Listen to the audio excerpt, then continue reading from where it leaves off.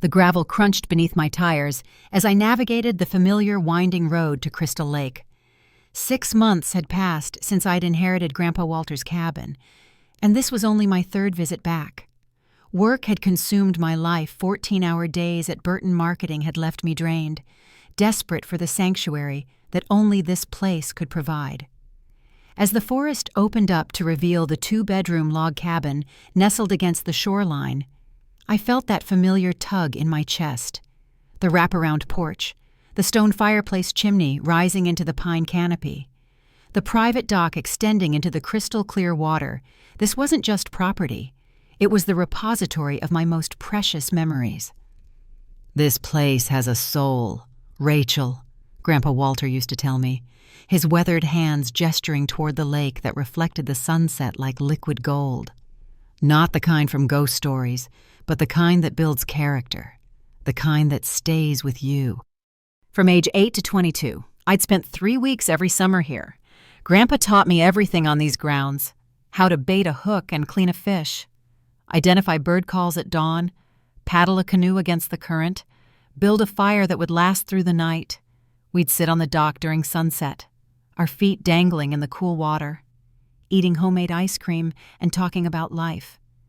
When anxiety crippled me in high school, it was here that he taught me meditation. When I doubted my career choices in college, it was on that very dock where he helped me map out my future. The cabin represented more than property. It represented unconditional love and hard-earned wisdom. My grandfather had been diagnosed with congestive heart failure 3 years ago, during his final year. I'd moved temporarily into his main residence in Ann Arbor to provide daily care. That's when Eric, my brother-in-law, started dropping hints about the cabin. "Walter loves that old place," he'd say casually. "Laura and I have always dreamed of raising kids in a spot like that, away from the city. You know, I never responded to these comments. My focus was on making Grandpa comfortable, not on inheritance talk. 2 months before he passed, Grandpa Walter had updated his will. He gathered the family afterward, his voice weaker, but his blue eyes still sharp. "I've made my decisions with clear mind and heart. The Ann Arbor house will be sold and proceeds divided equally. My investments will be split the same way." Then he looked directly at me. "Rachel, the cabin goes to you. You've always understood what makes that place special. I know you'll honor its spirit." Now, at 29, I desperately needed both the peace and the wisdom this place offered. As I unpacked my overnight bag, my phone buzzed. A text from Eric. "Hope you're reconsidering the family cabin situation. We could really use some time there to sort things out." I deleted it without responding. We'd had this conversation before. 2 hours later, as I sat on the dock with a glass of wine, my phone rang. Laura's name flashed on the screen, and her voice was strained when I answered. "Hey, sis? Got a minute to talk?" "Always? What's wrong?" A long pause. "Eric and I separated 3 weeks ago." The wine glass nearly slipped from my hands. "What? Why didn't you tell me? It's complicated and embarrassing." Laura's voice cracked. "He's been seeing someone else, a woman named Melissa from his office. She's 7 months pregnant." The timeline hit me like a physical blow. "Laura, that means he was cheating while we were caring for Grandpa Walter." "Yeah." The bitterness in her voice was palpable. "The kicker is how suddenly he's all about settling down and building a family with her, after years of telling me he wasn't ready for kids." I closed my eyes, processing the betrayal. "I'm so sorry. Where are you staying?" "Mom's place." "But Rachel, there's something else you need to know. I found bills hidden in Eric's things when I was packing. Credit cards maxed out, overdue notices, even a foreclosure warning on some rental property I didn't even know he owned. He's drowning in debt." A chill ran down my spine. "What does that have to do with—" "He's been asking about the cabin constantly since Grandpa died, about family obligations and shared resources. He keeps saying things like family property should benefit the whole family. I think he sees it as a solution to his problems. After Laura told me about Eric's increasingly erratic behavior since their separation, we hung up.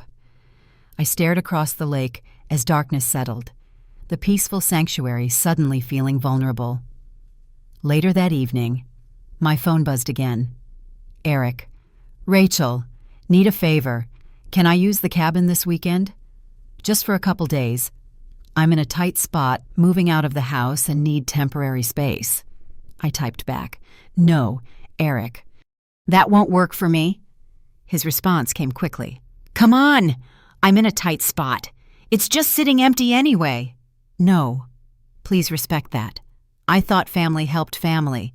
Guess I was wrong about you. I didn't respond, but his final message that night made my stomach turn. You're being unreasonable. Laura and I are just going through a rough patch. I need somewhere quiet to think. The next morning brought another text. This is happening whether you like it or not. Family takes care of family. I sent one final, clear message. To be absolutely clear, you do not have permission to use my cabin. Not this weekend. Not any weekend. Do not go there. Do not ask again. His reply was a single thumbs-down emoji. Friday afternoon. I decided to escape to the cabin after another brutal week at work.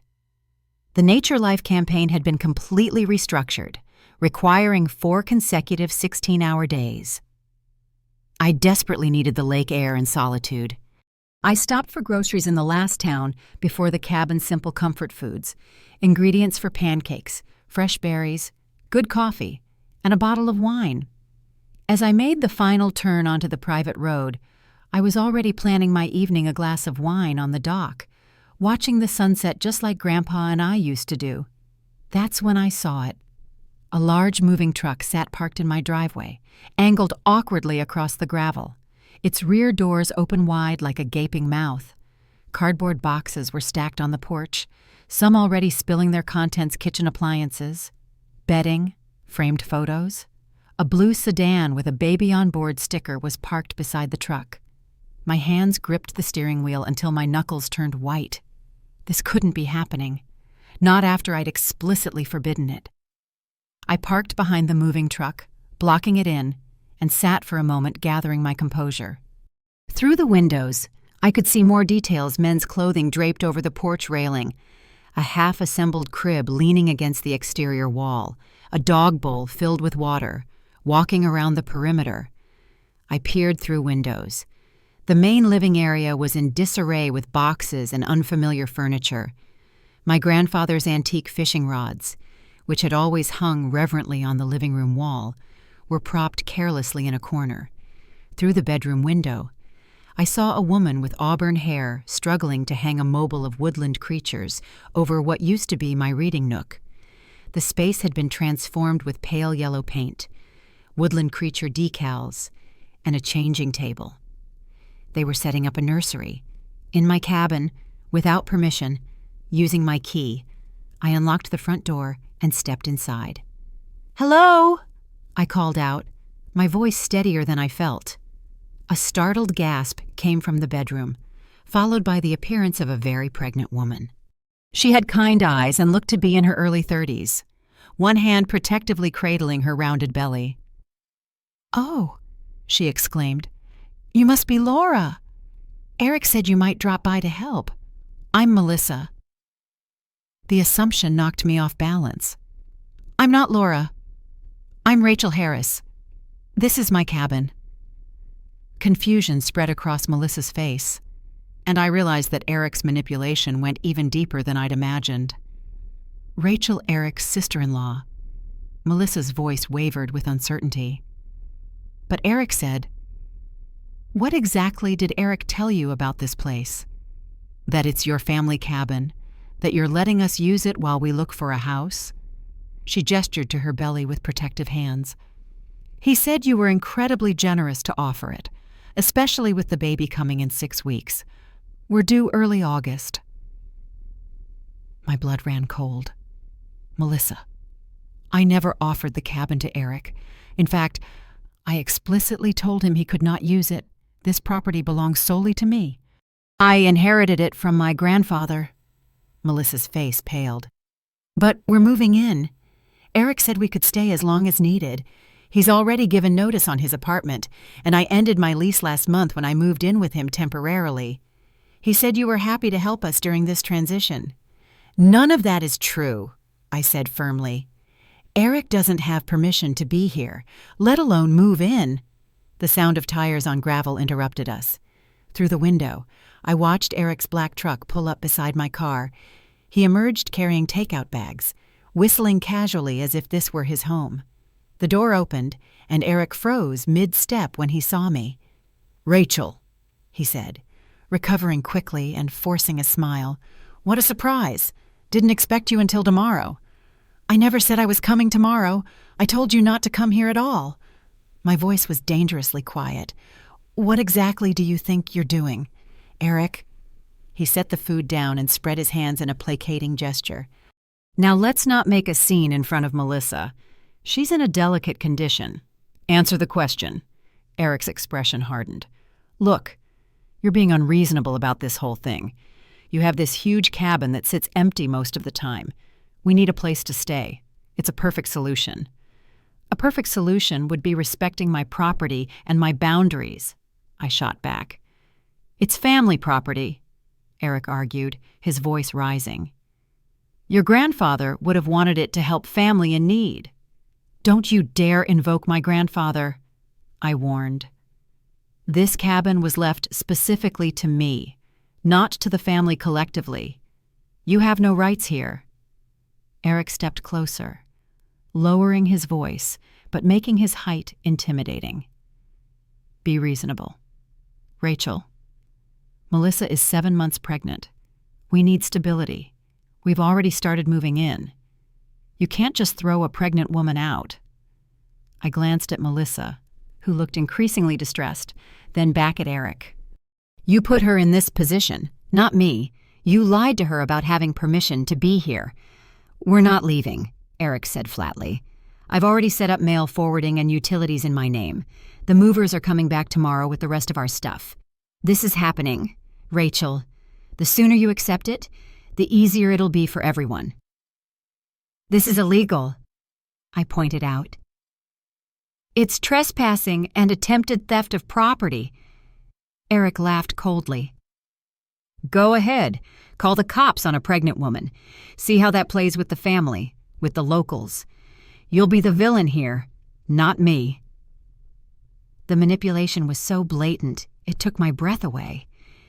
He had orchestrated this entire situation, counting on social pressure and my own sense of decency to force my compliance. "I also spoke with the neighbors," Eric continued with a cold smile. "Told them all about how we're moving in to help take care of the family property while you're busy in the city.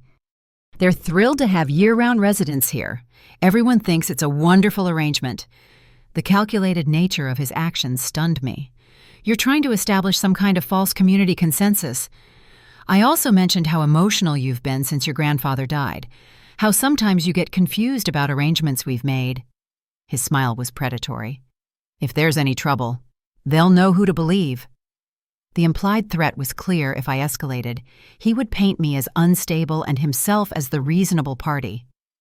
"You have until morning to pack what you've brought and leave," I stated firmly. "Both of you?" "Make me," Eric replied. "Better yet, call the cops. I'll show them the mail I've had forwarded here, the utilities I've switched to my name. I'll tell them about our verbal agreement that you're now trying to back out of. I'll have poor pregnant Melissa crying about how you're trying to make her homeless." And in that moment, I saw Eric clearly for perhaps the first time, not as my brother-in-law, but as someone willing to bully and manipulate to get what he wanted. "This will never be your home," I said quietly. "Never." Unable to stay in the cabin with them there, I grabbed my purse and car keys. Outside, I sat in my car, hands trembling too badly to insert the key. Tears of frustration streamed down my face. How had a simple weekend getaway turned into this nightmare I called my best friend Sophie? "He's done what?" she exclaimed after I explained the situation. "That's not just boundary crossing. Rachel, that's criminal." He's thought of everything, I said. He's manipulated the situation, so I look like the villain if I stand my ground. Document everything, Sophie advised. Take photos of them there without permission.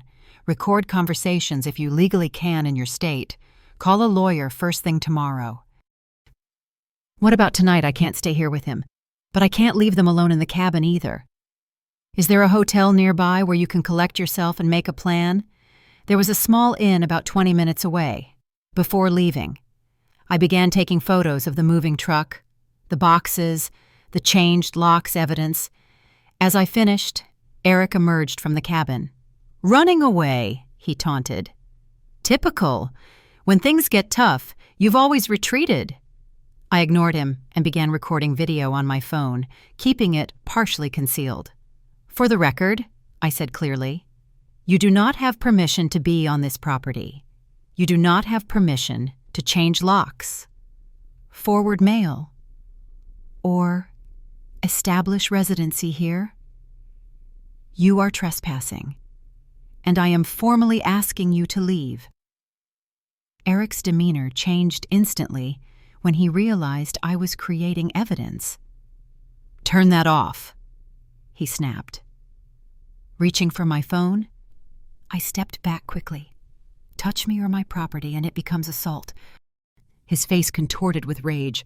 "You think you're so clever. You've always been the golden child, perfect Rachel who could do no wrong, who gets everything handed to her."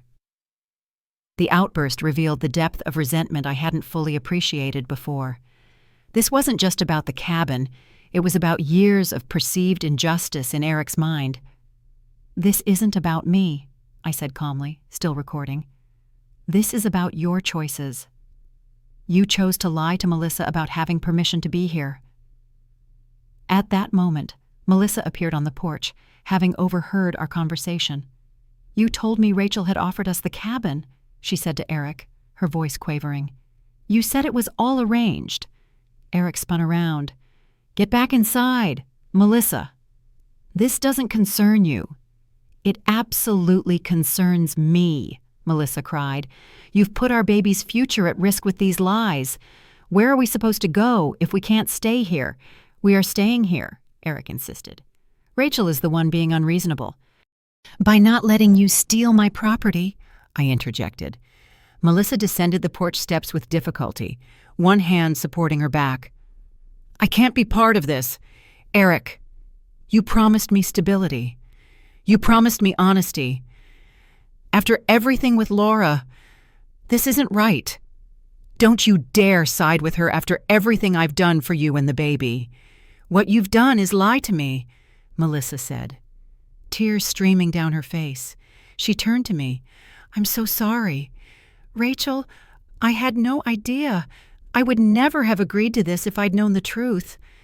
Suddenly, Melissa gasped and clutched her belly, doubling over slightly. "Melissa!" I rushed forward, supporting her arm. "Are you okay?" "Just a sharp pain," she winced. "I've been having them on and off all day."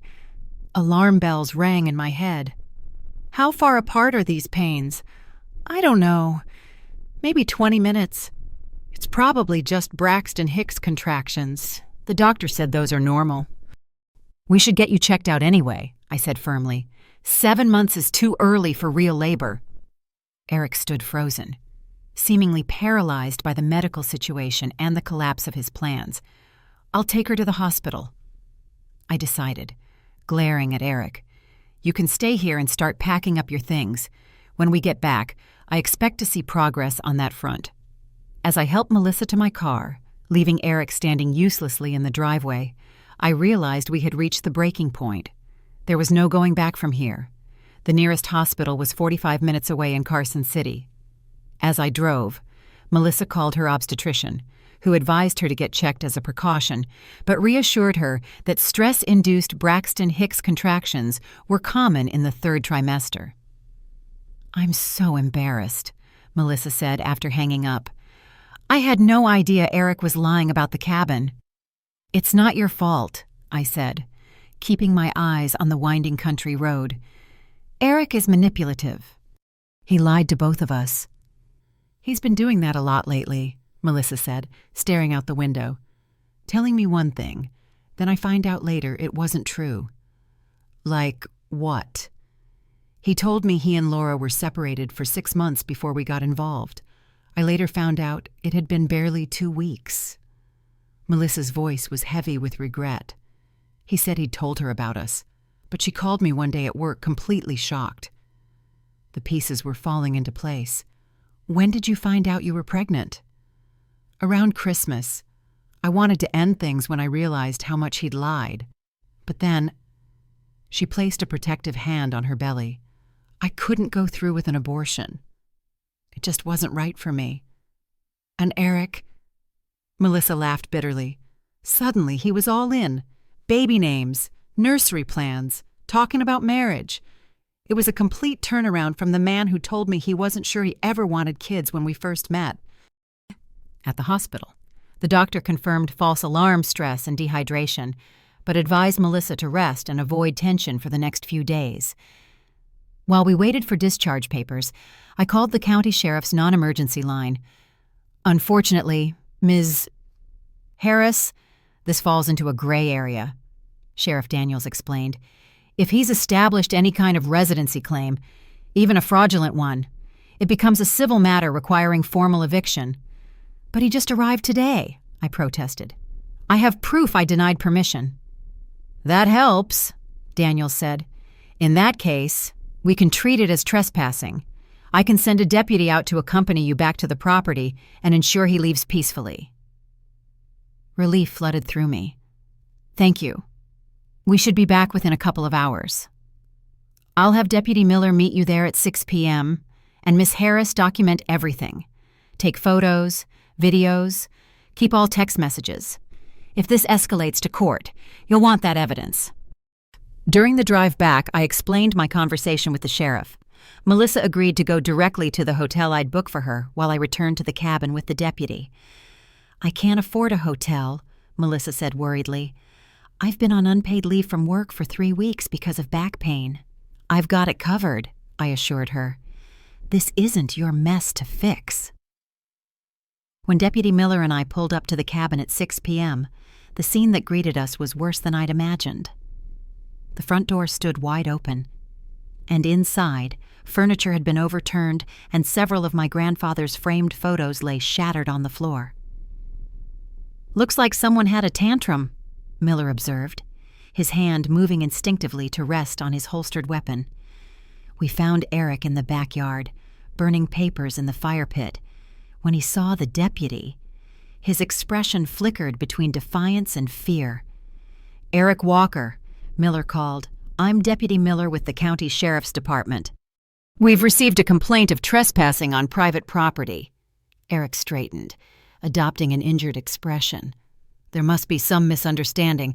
Officer, this is family property. I'm well within my rights to be here. I stepped forward, clutching a folder. I have the deed and my grandfather's will right here. The property belongs solely to me. Rachel Harris. Mr. Walker has no ownership rights whatsoever. Miller reviewed the documents carefully. These appear to be in order. Mr. Walker, Miss Harris has the legal right to determine who can and cannot be on this property. We had a verbal agreement, Eric insisted, shooting me a venomous look. I have text messages proving otherwise, I countered, showing the deputy our exchange where I explicitly denied permission. Miller turned to Eric.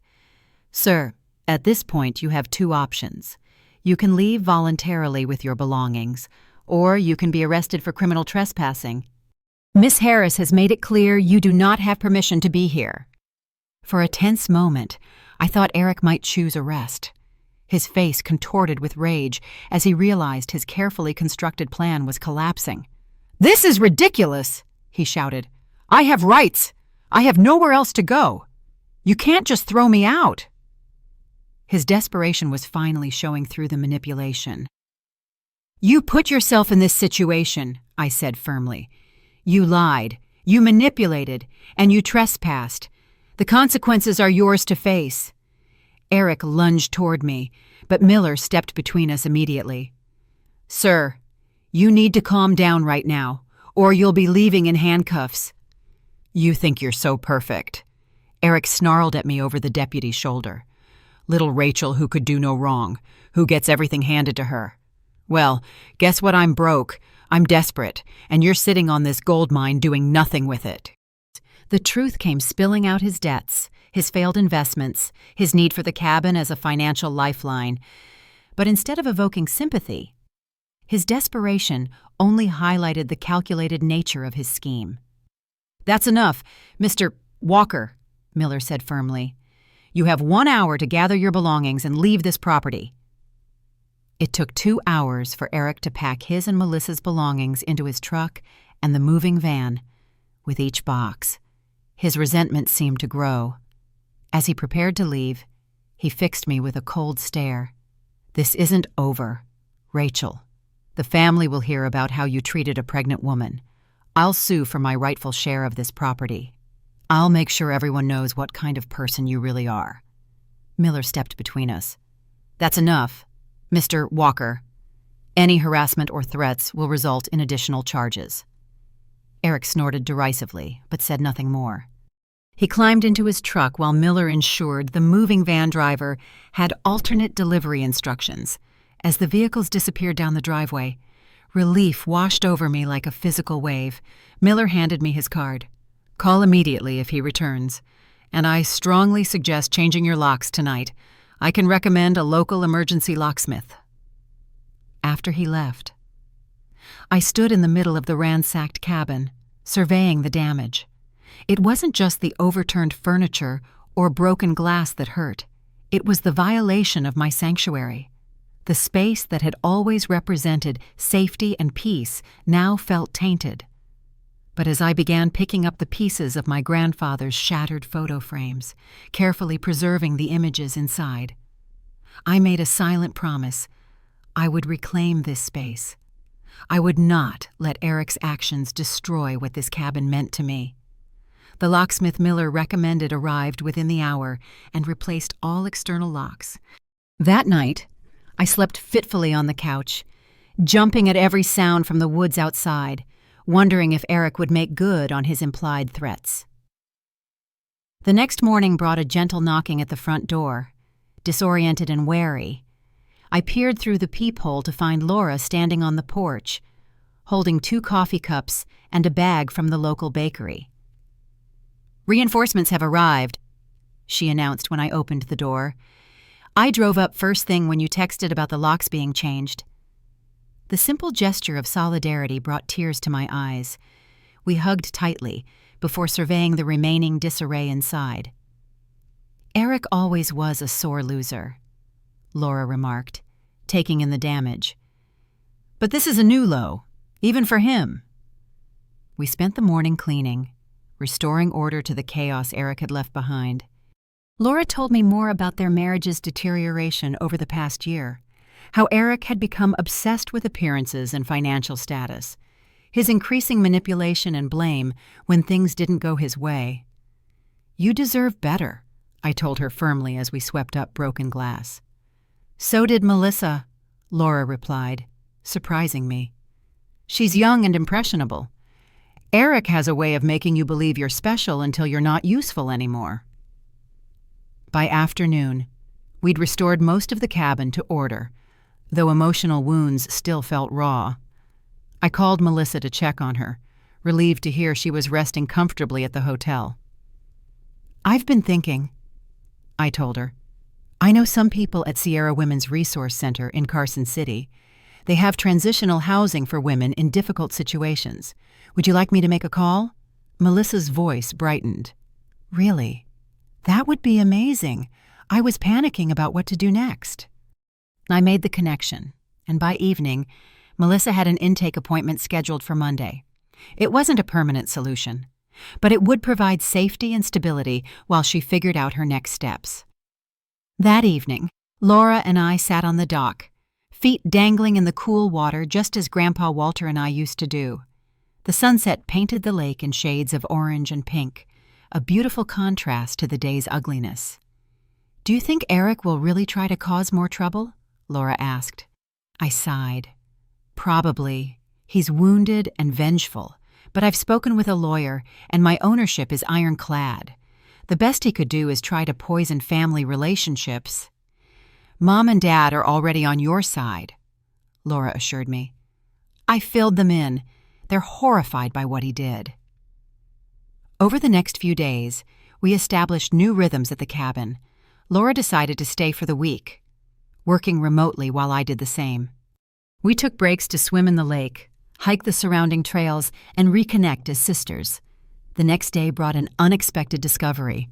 While cleaning the bedroom that Eric and Melissa had briefly occupied, I found a stack of overdue bills hidden in a dresser drawer, credit card statements showing maxed out accounts, a foreclosure notice on a rental property I hadn't known Eric owned, a demand letter from a payday loan company. He's broke, I realized, showing Laura the papers. That's why he was so desperate for the cabin. He's drowning in debt. Laura examined the papers. This explains so much. The sudden interest in family property and free housing, the pressure to let him move in. I felt a wave of clarity. He wasn't just being entitled, he was financially desperate. This revelation didn't excuse Eric's behavior, but it helped explain the intensity of his reaction. He hadn't just wanted the cabin, he had needed it as a financial lifeline. I also visited Melissa at the Women's Center, bringing her remaining belongings and helping her navigate resources for single mothers. Despite the circumstances, we developed a tentative friendship. Eric keeps calling, she confided during one visit, alternating between apologies and accusations. The counselor here says that's typical manipulative behavior. Are you talking to him? I asked. Melissa shook her head. I'm focusing on making a stable plan for this baby. I can't have that kind of chaos in our lives. Her strength impressed me. In the midst of pregnancy, homelessness, and heartbreak, she was making difficult but healthy choices. 10 days after the confrontation, I received a certified letter from an attorney representing Eric, claiming he had established tenancy at the cabin and demanding fair compensation for his illegal eviction. My own lawyer responded with our documented evidence, the text messages denying permission, the witness statement from Deputy Miller, and the property deed clearly in my name alone. We never heard from Eric's lawyer again.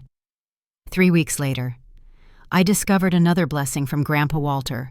While reorganizing his old desk, I found a leather-bound journal I'd never seen before. Inside, dated entries chronicled his thoughts about family, property, and legacy. An entry from 2 months before his death caught my eye. Decided to leave the cabin to Rachel alone. Some might call it favoritism, but it's about stewardship. She understands this place isn't just property. It's a sanctuary, a place that demands respect and offers wisdom in return. Others see it as an asset, but Rachel sees its soul. She'll face pressure to share ownership or usage, but I hope she stands firm. Some gifts aren't meant to be divided. Their power lies in their wholeness. Kahe. And tears streamed down my face as I read his words. Even from beyond, Grandpa Walter had anticipated the challenges I would face and offered his encouragement to stand firm. That entry became my touchstone in the difficult months that followed. I had it framed and hung beside the fireplace, a reminder of both my grandfather's wisdom and my own hard-won boundaries.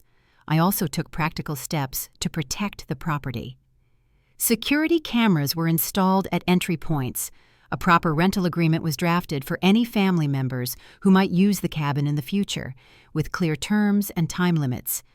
The property boundaries were formally surveyed and marked. These measures weren't about paranoia, they were about establishing clear boundaries and expectations, about honoring the sanctuary that Grandpa Walter had entrusted to me. Slowly, the cabin reclaimed its peaceful atmosphere.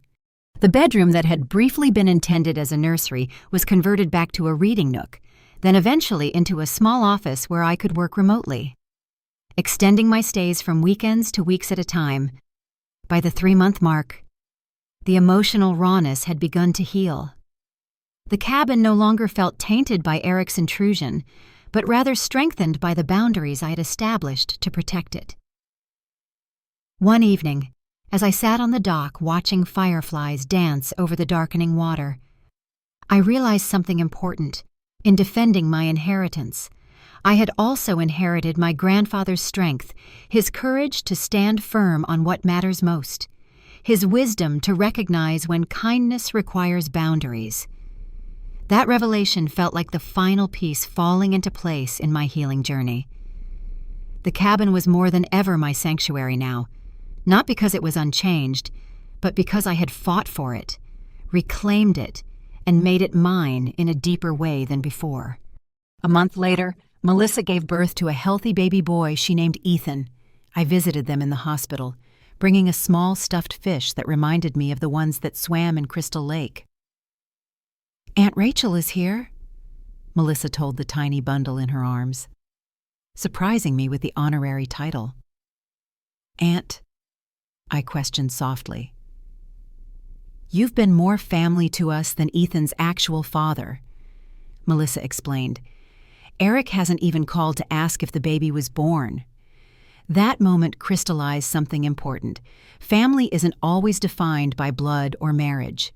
Sometimes it's formed through crisis, compassion, and the choices we make in difficult moments. 3 months after what my sister and I now called the invasion, life had found a new equilibrium. Eric's threats of legal action had fizzled when his attorney realized how solid my ownership claim was. My relationship with Laura had grown stronger through our shared experience of setting boundaries with manipulative behavior. As for Melissa, she had found her footing at the Women's Resource Center, securing a part-time remote job that accommodated her pregnancy and later her newborn. When baby Ethan arrived 6 weeks after the cabin confrontation, their presence added new joy to the old sanctuary. The cabin itself had undergone both physical and emotional restoration. Even my parents had visited their first time at the cabin since Grandpa Walter passed. They brought his favorite fishing pole, which Eric had damaged during his tantrum, now professionally restored. "Your grandfather would be proud," Dad said as we stood on the dock, "not just of how you've maintained the place, but of how you defended it." Mom nodded in agreement. "It takes courage to hold boundaries, especially with family. Walter knew you had that strength." The family dynamics had shifted permanently. Eric remained estranged, having moved to Chicago for a fresh start according to mutual acquaintances. Laura had filed for divorce and begun therapy to process the manipulation she'd endured throughout their marriage. 1 year later, as autumn painted the surrounding forest in fiery hues, I sat on the dock where Grandpa Walter and I used to have our evening talks. I'd been reading through his journal, and one passage resonated with everything I'd learned. Property isn't just land or buildings, it's a responsibility, a trust. When you own something, you become its steward, not just its possessor. The cabin isn't valuable because of its market price. It's valuable because of the wisdom it holds, the memories it keeps, the sanctuary it provides. As I closed this chapter of my story, I was grateful for the difficult lessons it taught me, learning to stand firm when faced with manipulation, recognizing the difference between genuine need and entitlement, understanding that sometimes the kindest thing you can do is maintain clear boundaries. The cabin had become something more than I'd ever imagined, not just my sanctuary, but a place where broken people could learn to heal. Melissa visited monthly with Ethan, their laughter filling the rooms with new memories while honoring the old ones. The annual family 4th of July gathering continued, but with clear guidelines sent in advance and respected by all who attended. Most importantly, I had internalized Grandpa Walter's final lesson: boundaries aren't walls to keep people out. They're guidelines that teach others how to respectfully remain in your life. I'd learned to say no without guilt, to help others without enabling them, and to distinguish between family members who deserved my trust and those who would exploit it.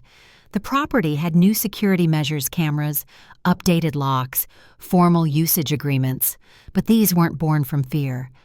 They were practical expressions of self-respect, clear communication of my values, and protection for the sanctuary that meant so much to so many. My work life had improved dramatically as well. Standing up to Eric had given me confidence to negotiate better conditions at Burton Marketing. I now worked remotely 3 weeks each month, splitting time between the city and the lake. The Nature Life account had not only stayed, but expanded after seeing my innovative approach to crisis management. As the last light faded from the autumn sky, I raised my wine glass to the lake, to the memory of my grandfather, and to the hard-won peace of knowing I could protect what mattered most. "Thanks for the lesson, Grandpa," I whispered to the evening air. "I finally understand what you meant about this place having a soul. It's not just about the memories, it's about the courage to honor them." A gentle breeze rustled through the pine trees, carrying the scent of wood smoke from my fireplace and the clean smell of lake water. Somewhere in the distance, a loon called across the water, the same haunting sound that had lullabied me to sleep during those formative childhood summers. The cabin stood behind me, lights glowing warmly in the windows, ready to offer its sanctuary to those who approached it with respect, just as Grandpa Walter had always intended. The wraparound porch where we'd shared so many conversations, the stone fireplace where he'd taught me to build lasting fires, the dock where we dangled our feet and solved life's problems, all of it remained, protected and preserved for future generations who would understand its true value. Sometimes the strongest act of love is simply saying no when everything and everyone is pressuring you to say yes. I had learned that lesson the hard way, but it was a lesson that would serve me and those I chose to help for the rest of my life. In protecting my boundaries, I had discovered not just my strength, but my capacity for genuine compassion. The difference between helping someone like Melissa, who respected my generosity and worked to build her own independence, and enabling someone like Eric, who saw kindness as weakness to be exploited. As I finally headed inside, I realized that this was exactly what Grandpa Walter had hoped for when he left me this place. Not just the property, but the responsibility to use it wisely, to protect it fiercely, and to share its lessons with those ready to learn them.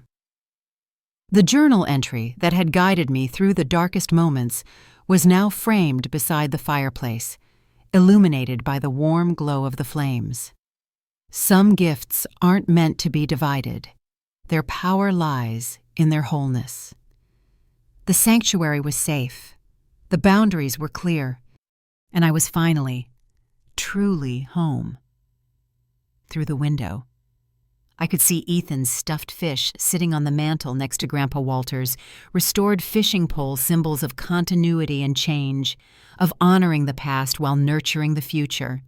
This cabin would continue to be a place where character was built, where wisdom was shared, and where those who understood its soul could find the peace and strength they needed.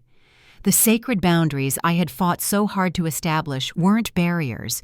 They were the very foundation that allowed love, respect, and genuine connection to flourish. In learning to protect what mattered most, I had discovered what family truly meant, not those who share your blood, but those who honor your heart. And in the quiet peace of the cabin that night, with the lake whispering against the shore and the fire crackling softly in the hearth, I knew that Grandpa Walter's greatest gift wasn't the property itself. It was the wisdom to know when to hold on and when to let go, when to give and when to withhold, when to open your heart and when to guard it fiercely. The cabin's soul lived on, stronger than ever, ready to teach its lessons to anyone wise enough to listen.